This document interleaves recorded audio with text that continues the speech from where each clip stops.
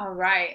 Hi, everyone, and a very warm welcome to you to our session today. We'll be talking about well-being, which is really exciting. I'm so excited to jump into this. It's quite a meaty topic, I think.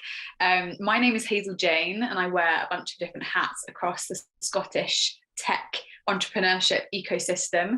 So I do community building with Turing Fest. I'm the head of marketing partnerships and alliances at R3 IoT, and I'm also the convener of the Can Do Collective. So I've got lots of different angles to come at you with today, Stephen, and it's an absolute pleasure to be here with you. So we've got Dr. Stephen McGregor with us today, who is the author of The Daily Reset, which I have here.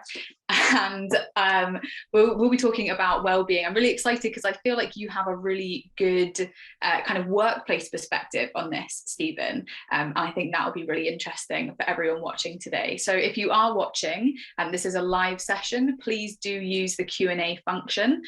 You can find that at the bottom of your Zoom screen. And if you want to share your well-being tips and things like that, I think that would be quite fun too. So do feel free to be interactive. That's the benefit of having a live session, is that we get to interact with each other and share things, and I think that's great. So I'll stop talking now and I'll hand over to Dr. Stephen McGregor. Could you just introduce yourself, and how are you, since it's a wellbeing session? How are you today?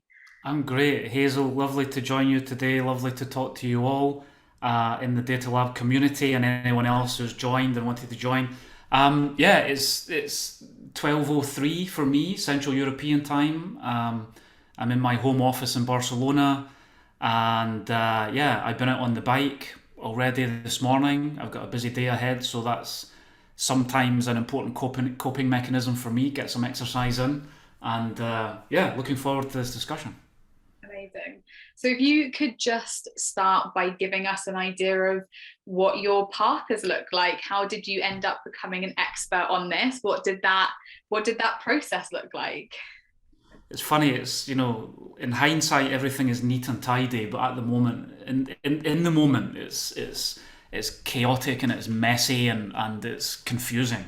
I guess I can trace it back. There's a couple of different stories that I normally tell, and the real official professional story of the past several years was that I was during my PhD in design thinking. So I'm a graduate of Strathclyde, DMEM, James Weir Building, in many fond memories of 8 years there. I was a master's student in product design, and then I did a PhD in design management with a focus on virtual teams. And during that, I went to Stanford. All my friends went and left and got jobs, started to get earning money. I was still a skint student for a few more years.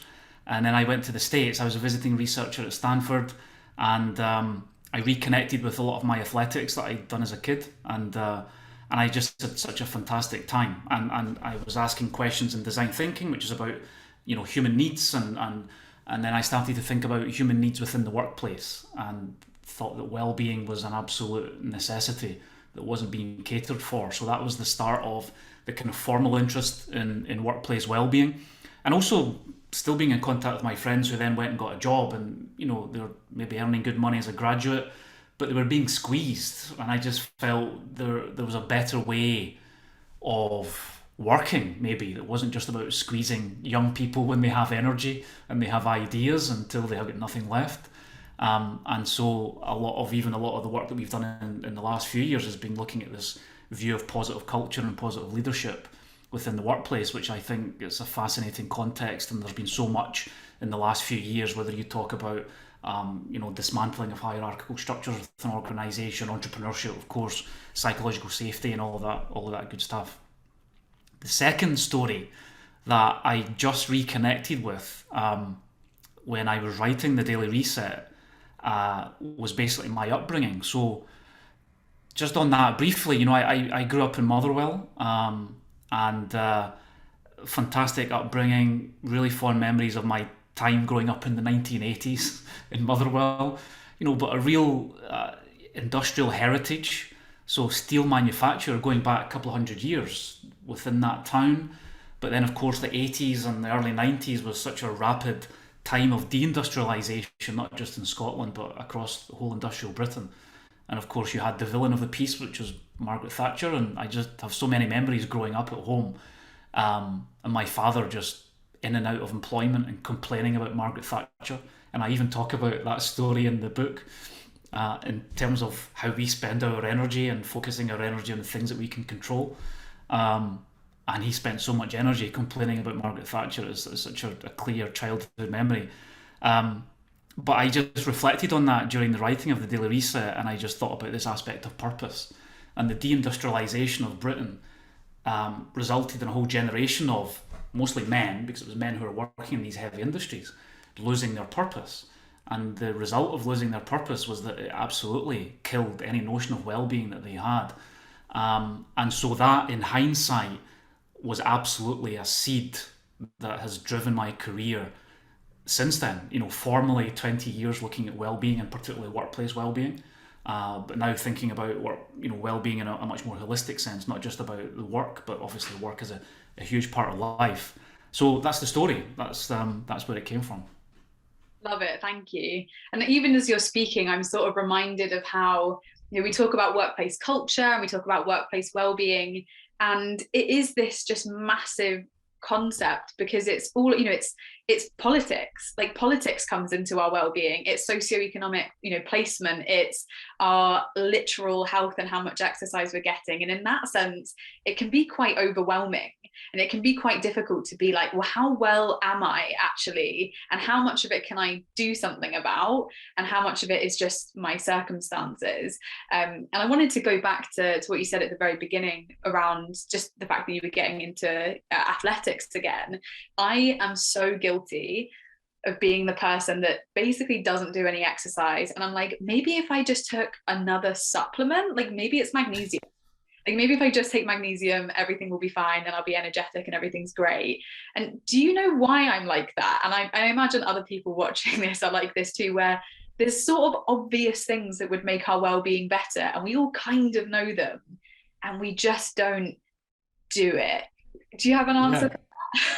Yeah, I mean, do I have an answer? I mean, that's human nature, right? I mean, even if you think the way that we behave and the way that we act, and a lot of the work that we do is in habits, how we create new healthy habits, how we stop bad habits.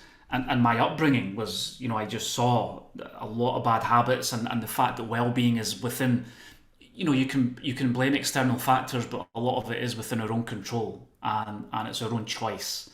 And even in terms of my own habits, my goodness, I often said to people over the years when I've worked with them, and some real senior people in companies and company wide, and they often have an assumption that I am like the well-being police, which I don't want to be, right? And I say to them, look, any success that I've had over the years in connecting with people has been about showing the vulnerability of myself, and showing that I don't have all the answers. I think that whole field of health and well-being, and you're bang on with those comments in terms of it's so complex, it's got so many different strands to it, and so many homes. It's so subjective as well. What works for one person is not going to work for another. But what I found when I started really scaling up my activities within the field is that it suffers from a real preaching tone from people, right? That kind of health and well-being, and it's that one view, whatever that may be. And it's as if, I have the answers, this is what I do, why don't you do it? It's very judgmental. Whatever path we find, that's good enough. I smoked for several years, and I wouldn't beat yourself up, but the experience that you gave, you think about even the editor's song from several years ago, smoking outside the hospital doors, right? There's people that are in, and they can't stop. They're in hospital because they're suffering from lung cancer, and the first moment they smoke a cigarette. It's that, it's hard for us to change. There's certain things that we can do to help us change. We look at our environment, we look at our triggers, we look at making change small. But look, if you don't exercise, but you take magnesium, but you invest in other parts of physical well-being, because we have different buckets. So maybe you don't like exercise, or someone doesn't like exercise, but you have to think about your physical self. And that could be sleep, it could be nutrition, it could be how you move in a day. And even just making sure that you don't have a sedentary lifestyle is much more valuable than being a marathoner, right? So it's finding your own secret sauce and recognizing that we all fail. And it's about how do you keep it, as we have the title today, a constant presence in your life. It's not about that one big, huge effort every now and then. It's about just keeping it kind of top of mind and just keeping an eye on things and just giving it a little, piece of attention and thinking about that. But you do it every day, and you do a tiny thing, but if you do it every day, you build it in, and it works. It's tremendous. I love that. And it reminds me of one of the things that has worked best for me. And again, if anyone's watching, feel free to give this a go. I also feel like if I'm going to exercise, I have to do like an hour-long class or something. And actually, I've trained myself to be like 10 minutes of something is better than no minutes. So even if I'm just doing 10 minutes of yoga or cardio, 10 minutes is all I can do of cardio actually, then that's something, and that's better than what I did yesterday. Instead of being like, I can only do it if I run a marathon, I can only do it if I'm doing hour-long classes and it's a whole thing. It can just be something. And sometimes I need that reminder. So maybe you all did too. And you kind of answered this question, but I wanted to get into it a little bit more. Obviously, the Daily Reset, it is split into literally days of the year. And you could have, if you had so wanted, you could have made some easily consumable content online. As we scroll, we probably absorb 1,000 bits of content a day if we're online a lot. You could have piled it all in and been like, here's all this information, and it's shiny and it's on TikTok and it's popping up in different places, but you consciously chose to put this into a book. I know that there's also the nudges, there's the e-newsletter as well. What made you do it in this structure of having that every day? And it's something slightly different, and there's themes in there as well. How did that come together? I'm a big believer, Hazel, and look, I'm not a tech. I'm all for it, and all these things that you've mentioned, that there's ideas that we've had, and we're even running some pilots with dynamic delivery of the nudges. So as you say, the book is a nudge for every day of the year. So we're in April now, coming to the end of April, and the theme is energy. But maybe right now, for your own well-being, you need to look at purpose, which is August, or you need to look at ways of working, September, nutrition, which is June, right? And so you jump to that month, right? You don't need to follow that order. So in some of the company pilots we're doing on with Zurich Insurance, it's tied to employee listening, and so the need that they have at that time, it triggers that content, and then they get the nudge delivery. And look, one of the motivations for just connecting with the Data Lab community is just first of all, it's just connecting with Scotland again, which is I don't get enough of, especially in the last few years with the pandemic. 20 years in Spain I've been based. In the last 3 years, I've spent maybe 3 days in Scotland. I'm hoping to really address that this summer and spend the full summer back in Scotland. But then the Data Lab community as well, and just how do you get the tech basis out of that and exploit it in a tech way? And TikTok and all these things we're looking, because I think it fits really well with that. But as you saw, I think as you picked up on, there's a real intention behind putting it in that book and in that paper-based format. So it's a book, but it's also a journal. And what I love people to do is make a habit of it in an analog sense, and to write in the book with a pen, right? And there's such, tech is wonderful, but there's such a danger of, whether it's dopamine production or dopamine addiction or just being triggered with different things on a tech basis. We need to control the amount of tech in our lives as well. And getting back to basics, if that's reading a book on paper, if that's writing with a pen, if that's just doing nothing, giving your brain a rest from the constant digital distraction that we have, there's a real value in that. So I just wanted to launch the whole aspect of well-being really on first principles. And then coming back to some of your previous comments, you can look at socioeconomic, you can look at government policy, you can look at AI. I'm an engineer. Positive psychology, I think, is one of the biggest fields as well, which also links to your comments on why do we behave the way that we do. You go back to the very start of kind of philosophy, and you have what is for me the most important question in human history, which is what is a good life. So you get Aristotle, you get Confucius, you get all of these philosophers from many, many moons ago who asked that question. And that is different for each of us. So it's a journey, and I wanted to just launch this in a paper book so that you get back to basics and you find that answer for yourself and you go on that journey yourself. Wow, thank you. And as you were speaking now, I was thinking about the big question, which is, of course, has technology helped or hindered our well-being? And of course, the answer is both. But I would love to hear more about your personal perspective on that. That, you know, what has technology done for us, and what has it wrecked in us, and how do we fix it? If you have those big answers. Yeah, I mean, as you say, yeah, it's good and bad, of course. I think the big one is the whole digital distraction piece. Is that we lose rigor in the way that we go through our lives, and if you look at that, especially in a professional sense, you lose that deep thinking, or it's harder to get that deep thinking time each and every day that we need. And even if you think of an example, it's changing now because you've got Wi-Fi access on planes, of course. But anytime I would do a kind of medium short haul flight and I had 2 hours or 2.5 hours, I was amazed at the time, the work that I got done on that flight, and I thought, my God, I take that every single day of the week, 2.5 hours, but it's deep work. So Cal Newport wrote a book a few years ago called Deep Work, and you can, think about how many hours you work in a day or a week and complain about how busy you are, but really breaking it down, no emailing, no firefighting, no multitasking, but just deep thinking on a problem. It's a premium. It's often the minor part of the time that we spend at work. And even by extension in our personal lives, which is where things like journaling comes in as a real benefit, is having that real dialogue with yourself and that real reflection on where am I going in my life.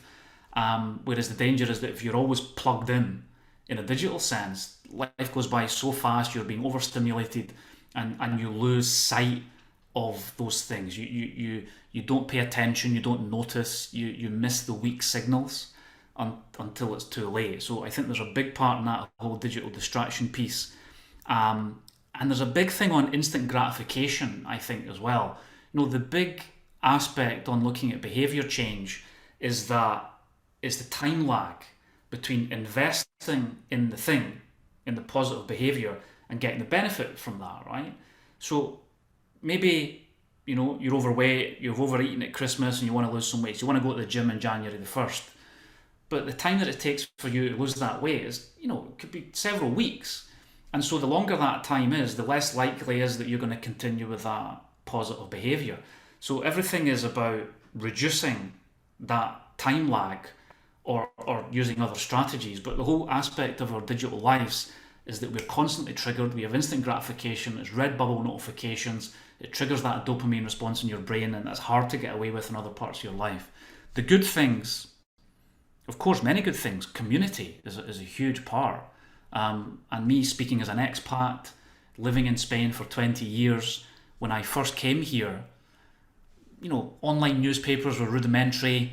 I used to have to go to an internet cafe. I had a phone card to phone my mum, and I really felt the distance, right? I really felt it, and we sacrificed a lot. I moved out here when I was 20, 24, 25, and you felt that distance. Whereas now, it's fantastic, right? You've got Zooms, you can, connect with people around the world, and I just think that togetherness is the good thing. The danger is that the way that the algorithms are working in many cases, and a lot of the controversy with things like big tech, is that it polarizes people, and you get more diametric, views that are just clashing against each other, and it doesn't really bring us together. But I don't know, I'm an optimist, and I'd hope that tech will evolve and it will become more humanistic, and it will bring us together more, even though we are physically separated. Mm-hmm. Thank you for that. That was really nice and comprehensive. And I loved what you said about how we have, it's this kind of constant gratification, and we're not really doing deep thinking, because I feel that so much, right? Like if I'm at my work, I'm at my office, or I'm at my desk, my sense of I'm getting work done is I'm doing something, something's happening on my laptop. There's 50 tabs open, and there's Excel, and there's a bunch of other things. And that means I'm doing work, but actually it's a lot of probably quite surface level work, and I'm never taking that time to drill down. And I always think of, Mad Men, where they were in their offices with a glass of whiskey, staring at the ceiling and just thinking, God, what will we do? And I actually think, not advocating for drinking at work, nobody report me for anything, but that sense of like, okay, we've got a project, instead of it being like blah, blah, blah, blah, here's all the things and everyone get to work and let's all be a bit frantic. It's like, let's just sit and let's have some ideas, right? And it felt like technology was supposed to give us more space to have that deep thinking and to have those ideas. And in some way, somewhere along the way, it became the opposite, where it's like we can actually just sit on the surface the whole time and still be productive or look productive. Maybe that felt good for a bit, and now certainly I don't feel like I'm using all the bits of my brain. So I love that you said that. Thank you for bringing that up.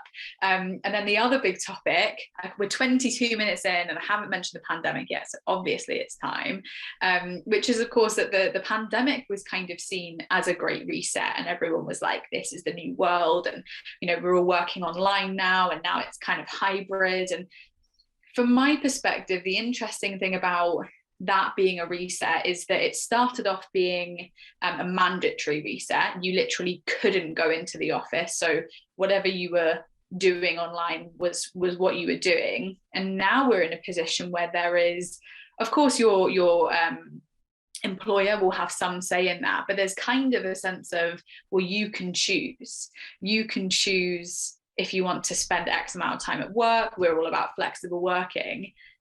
And I'll be really honest, I don't know enough about my own well-being to know what actually works for me, and to know, oh, I'm definitely best if I'm working these times at home, and I'm definitely best if I'm doing this in the office with other people.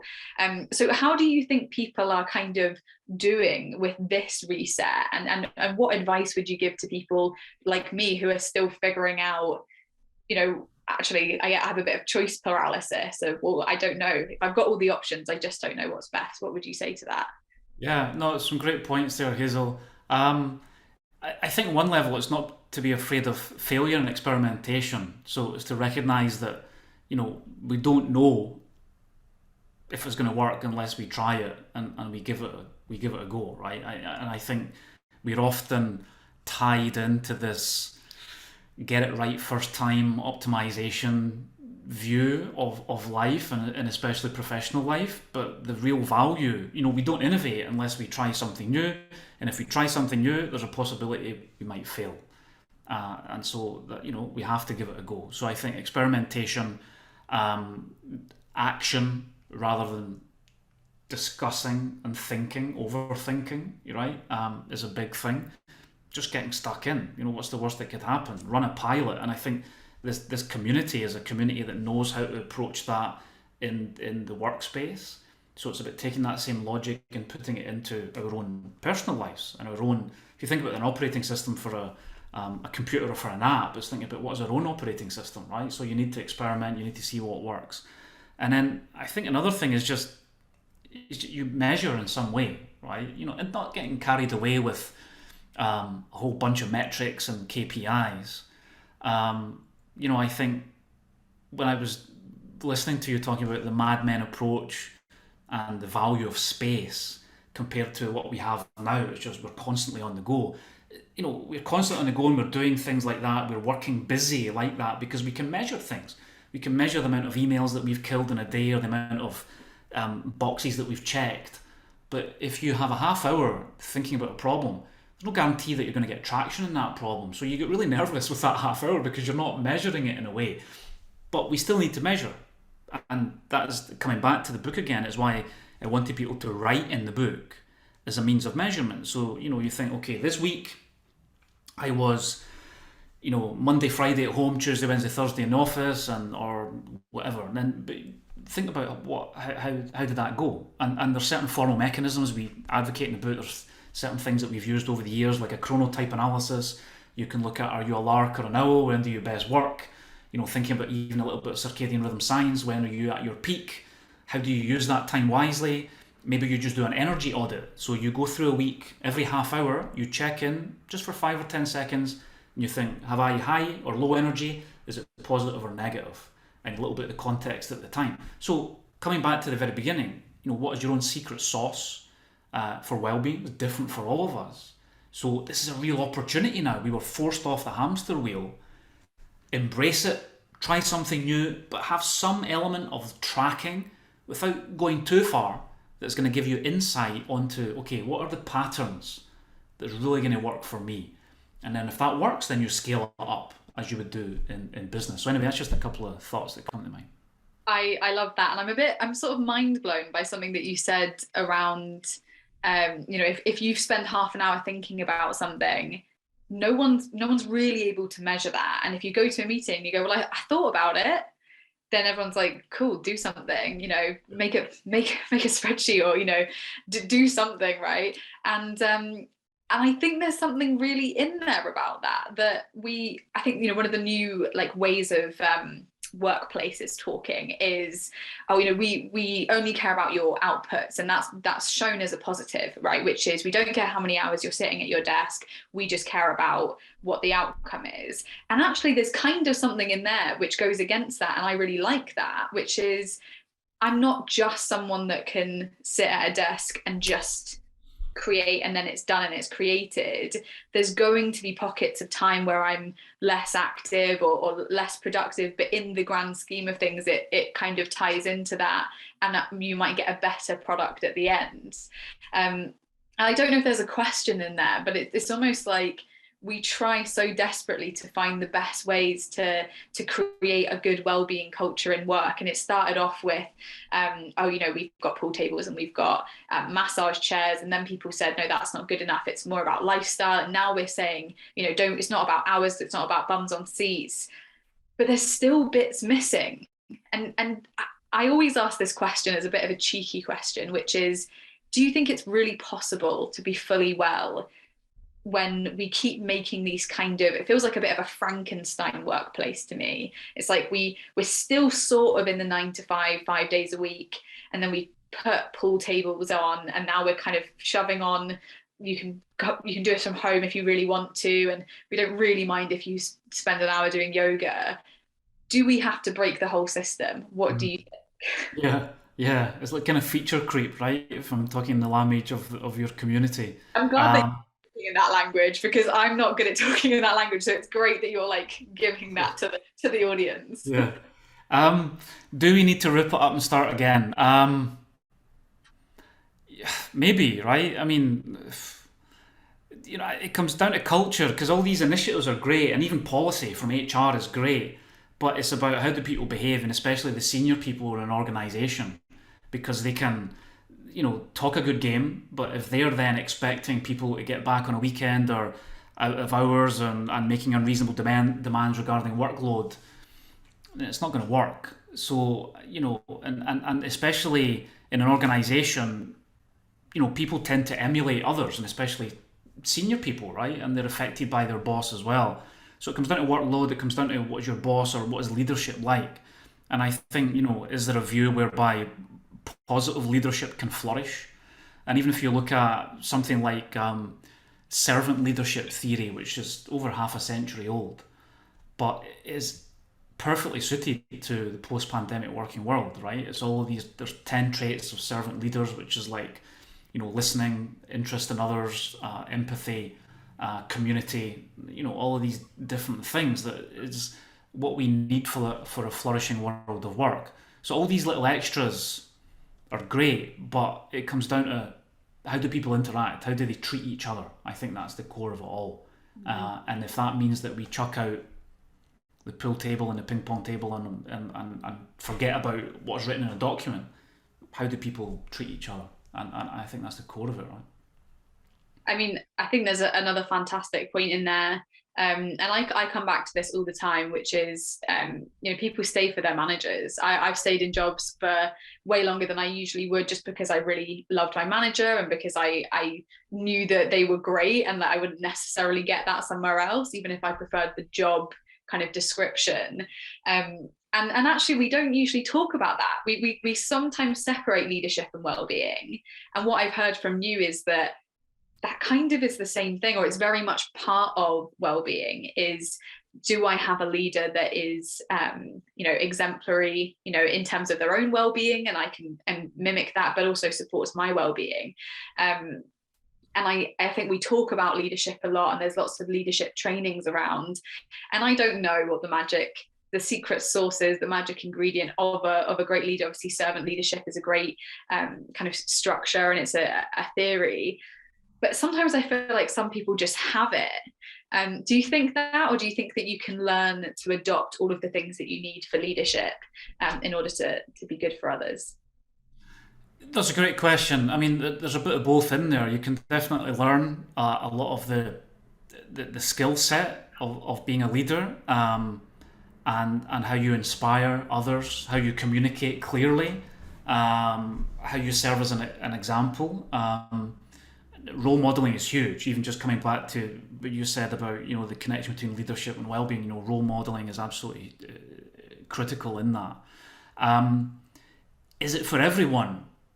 Maybe not. And I'm not just going down the line of you need to be an extrovert or to visibly look like the archetype leader, which, let's be honest, traditionally in business at least, it was about the strong white man, right? That was the kind of archetype.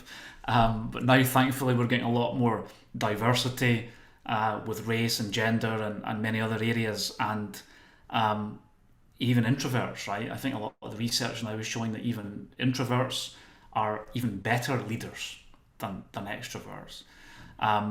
So there's much more diversity. There's much more variety in leadership, which is going to move the whole field forward. But coming back to, is it for everyone? I think there has to be an interest in others, right? And look, we're all social beings, but maybe someone is just, no, they're just quite happy just to kind of be in their own kind of bubble, for want of better words, and they don't want to, or they don't have that natural curiosity or interest in other people. And I think that's necessary for leadership and for positive leadership. You've got to be invested in others. And look, even for people who think, no, that's not for me, it's tremendously energizing just connecting with other human beings and having a great conversation, right? I'm really enjoying this. It's really energizing me today. And so thinking about that, it's do you have a curiosity? Do you have an interest in other people? Recognize that you'll energize yourself, you improve your own well-being by looking after the well-being of others. Even research shows, for example, that volunteering helps tremendously with mental health. And I think that is something that will take us forward. So that's just a couple of things that are in my head. Thank you. And you said the words mental health, so I'm going to go there. And I'm really interested in where well-being meets mental health, because it's they're kind of two sides of something, and then there's also very extreme ends of each spectrum. And particularly, I think mental health is, I'm certainly not trying to trap you in a conversation about medical things, but it's tricky to know, and I think particularly from a workplace perspective, how much of what we're doing is for the kind of general well-being of staff, and then at what point do we have to put serious measures in because this is a potential mental health issue that we're facing in an individual. Do you have a perspective on that? Is that something that you come across a lot? Yeah, and I think it's about evolution of how we understand a lot of these words and terms, because I think when we talk about mental health, it's very much about when something has gone wrong, and when we need to address something through some intervention or therapy or whatever it may be, when we have severely compromised our mental health, right? But I think it will evolve, and hopefully it will evolve, especially in the workplace in the near future, whereby we talk about mental health in the same way as kind of physical health, right? That you actually think, well, today, you're not quite at those extremes, but you can still benefit from some mental health intervention, right? I just think there's still a stigma around it, and we only talk about it when there's something going wrong. But if you look at World Health Organization definition about health in general, and certainly mental health and other terms which are coming up that I talk about in the book, such as brain health, is that it isn't just the absence of disease. It is something about a positive notion that you can improve. And so for me, looking at well-being over the years, it's looked at dimensions, and there's different models that are out there. So mental health, mental well-being is an element of overall well-being, and you need to try and look at that. You have emotional health and emotional well-being, you have physical health and well-being, of course, and then you have spiritual health and well-being, right? And that, again, like everything, that is different for many different people. It could be religion, not necessarily. It could be looking at your purpose in life and thinking about higher aspects of meaning beyond, what you're doing for yourself. And again, that is very much intrinsically linked with well-being. So I think it comes back to how we understand words. And I know a lot of people who are now in startups, particularly in mental health, whereby they are offering a service, and it's very much within the realm of the Data Lab community, where it's not just about we do something for our mental health when it's kind of already broken. But no, I feel okay, I'm good, I'm in the prime of my life, I'm going to invest in my mental health today, and I'm going to come out of that and I'm going to feel great. And so it's elevating our human experience, let's say. So that's just a couple of things that I think about that space. That's great. I think all of those comments are absolutely fantastic.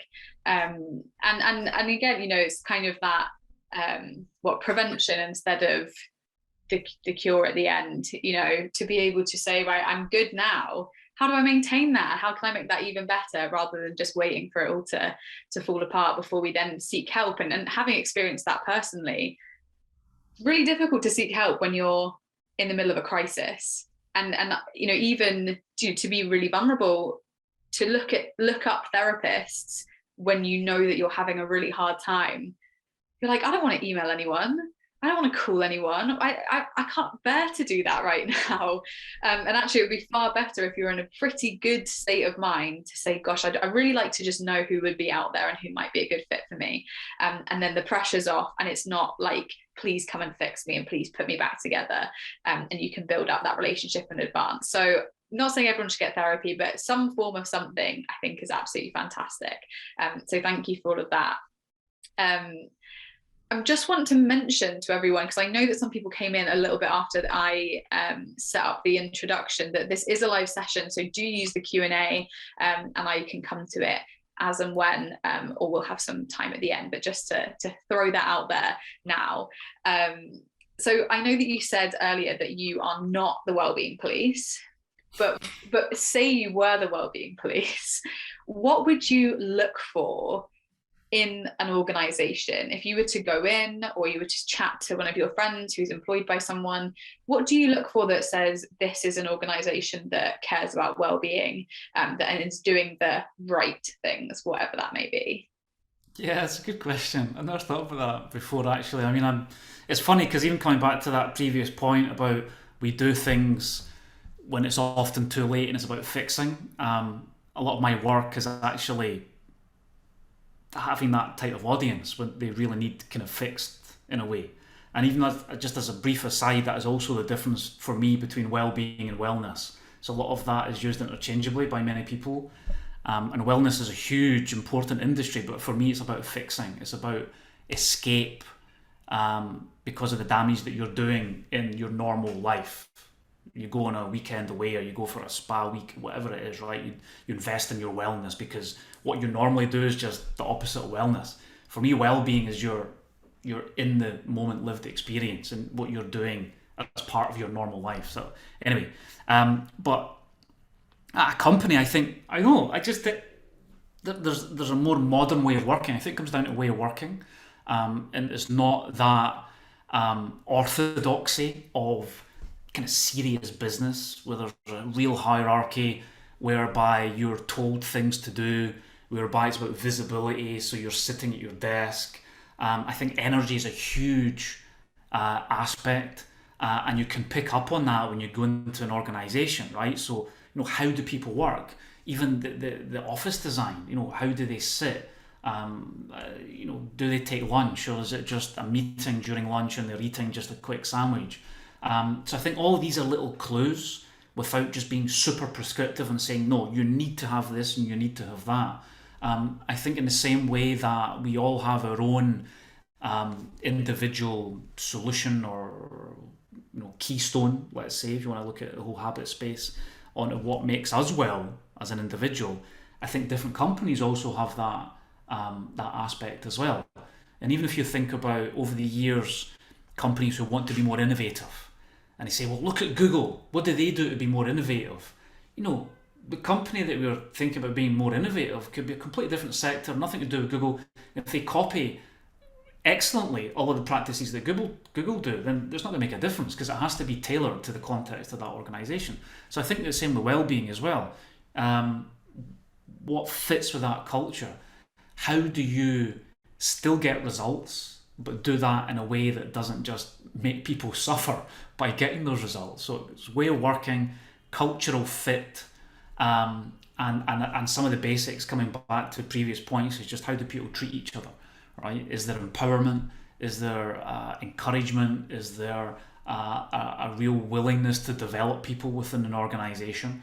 Is there space for vulnerability? Is there space? Not just killing every single element of space. Claude Debussy, the famous composer, said music is the space between the notes. And so just an organisation that is also brave enough to embrace some of that space, and not always just doing and doing and doing, and not really knowing where they are, they're not going to have that awareness, and they're not going to flourish, I think, as a human organisation. So anyway, that's just some thoughts in that space, right? I think that a humanistic company, there's a lot, behind that. How can we work in a more human way that doesn't compromise results? Because we still want to do excellent work, but I think we can do that in a fashion that we're going to be more well doing that excellent work. I really like that. And I really like the idea of people managers or HR managers or whoever it is that is looking at this, instead of kind of Googling like what's the latest, or what should we be doing. It's like, well, who works in my company and what are their functions? And I'm a pregnant woman, so I very much appreciate things that I did not appreciate before, in terms of people looking after my well-being, and actually having my manager say, we're going to do an assessment and we'll make sure that we get you a footrest. And that coming up before I even had to say anything or mention anything. And those things make such a big difference. And 3 months ago, I didn't care about footrest. That meant nothing to me. And now it's like all I can think about.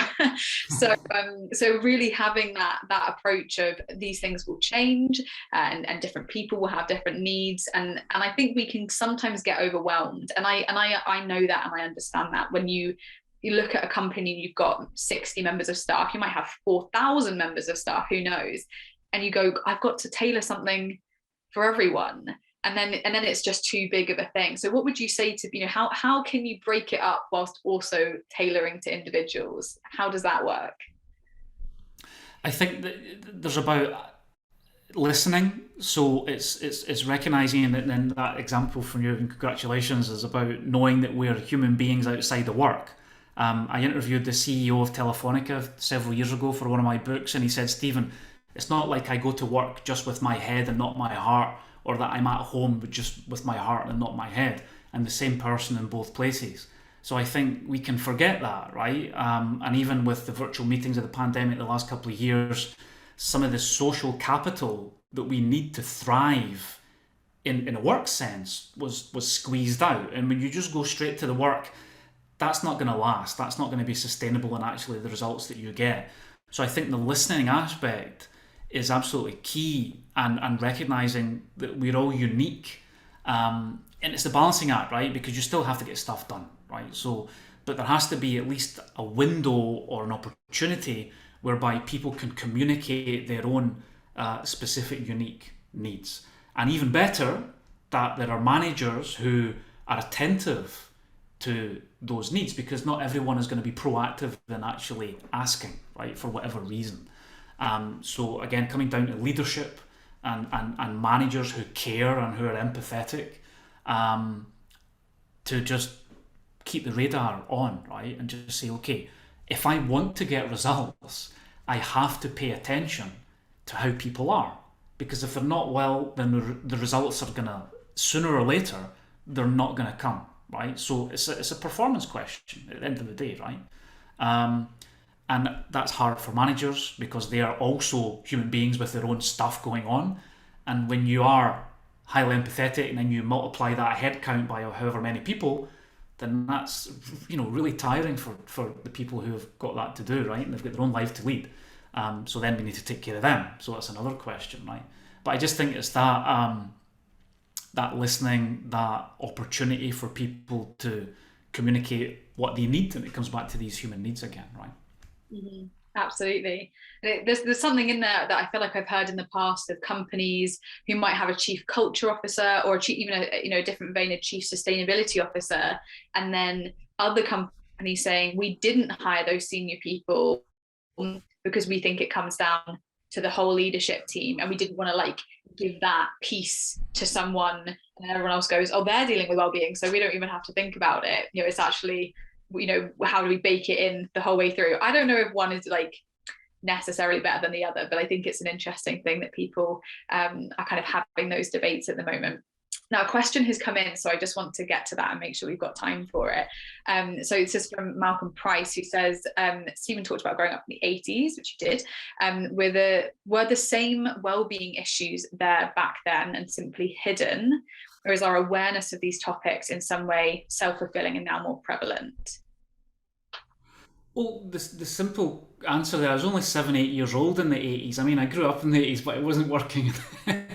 I wasn't working in business, Malcolm. So, so I'm not too aware, right? I mean, my professional life only goes back to, I graduated in '99, master's degree, PhD 2003. I've been living in Spain since 2003.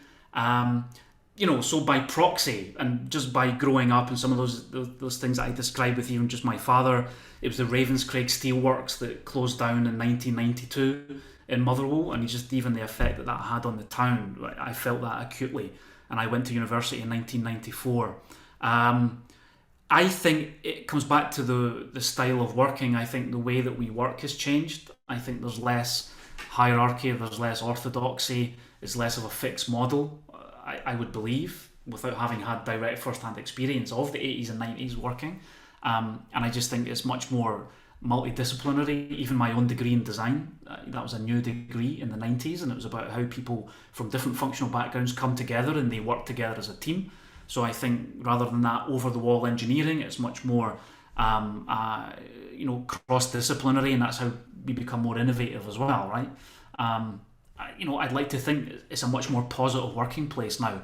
But on the other side, because we are always working, then that is the pressure point on well-being. Because before, when you left work, when you left the building, essentially you stopped working, right? It's not the case anymore, right? We've got devices, and we're always on, potentially.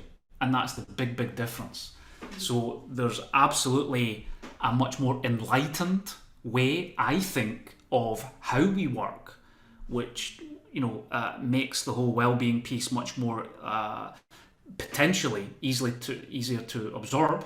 But then you have the negative aspect of, again, technology that we never turn off. Mm-hmm.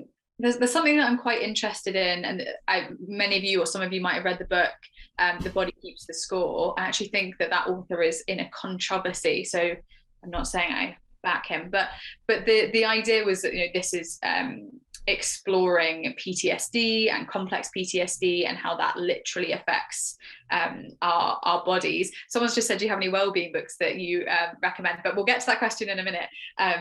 The Body Keeps the Score is quite good. and I think there's something in there of no one, when they left World War I or World War II, was necessarily diagnosed with PTSD, because we didn't have that diagnosis back then.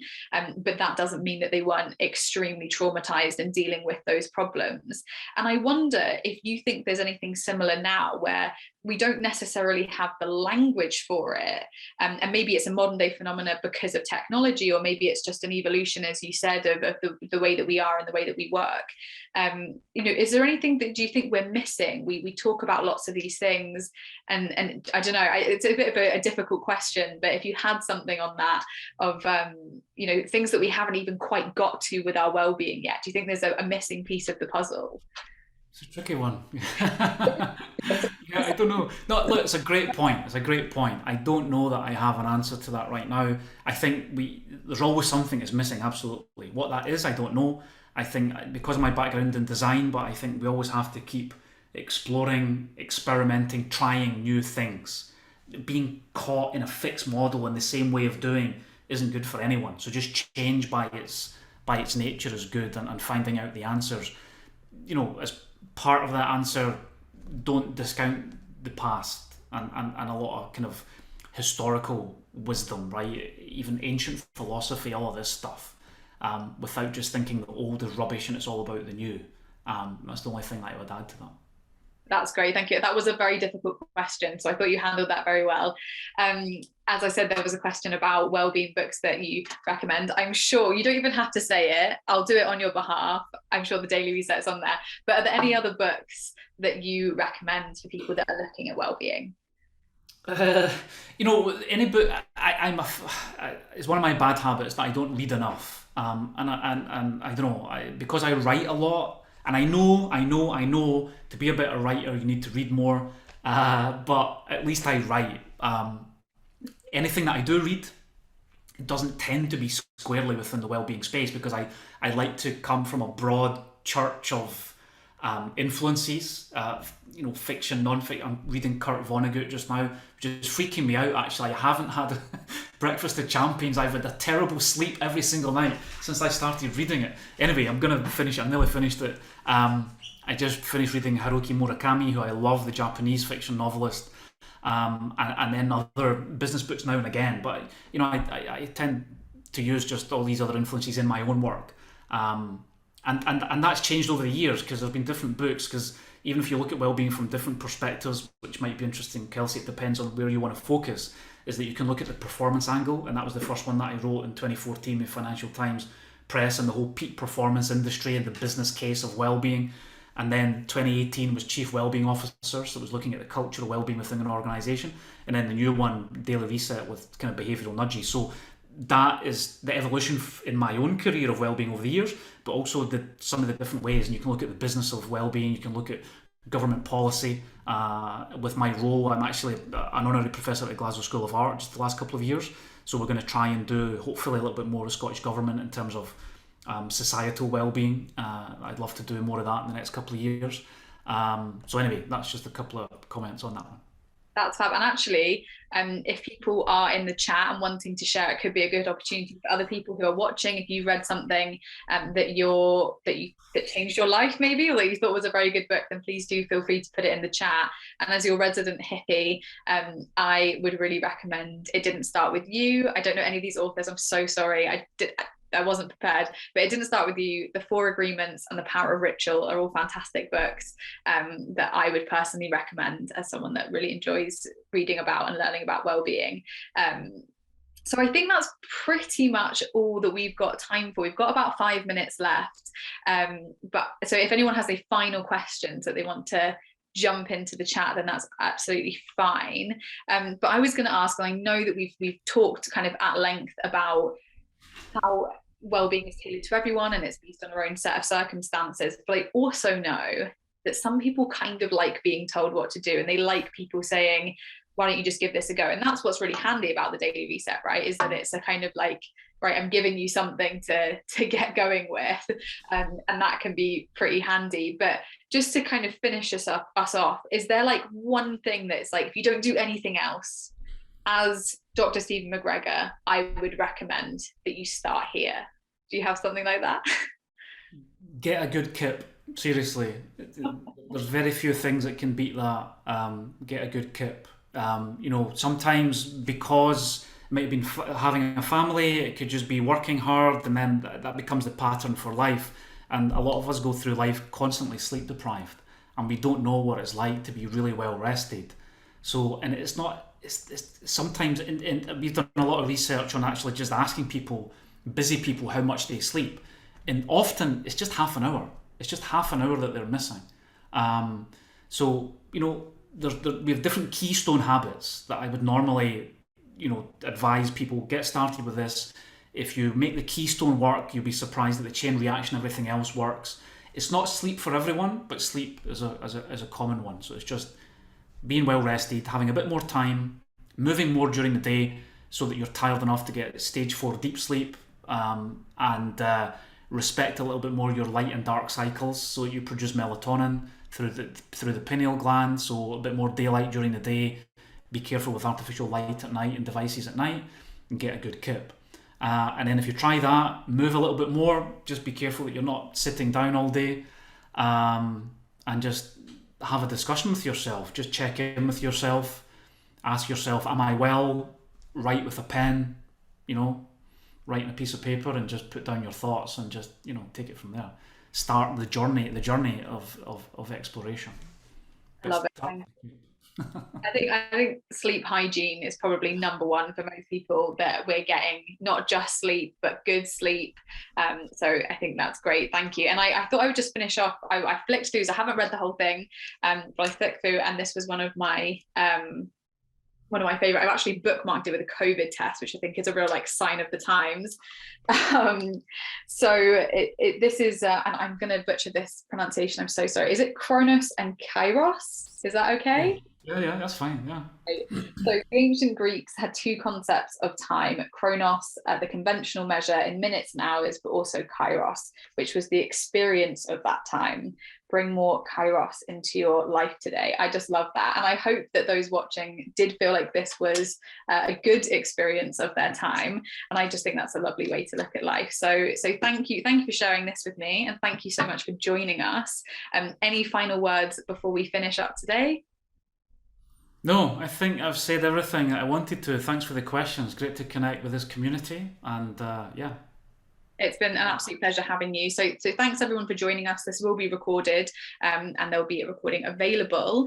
And do join the Data Lab community if you haven't already, because we do lots more things like this. I say we, I'm not technically employed by them, but they do lots of fantastic webinars and events like this. So there'll be more, I'm sure.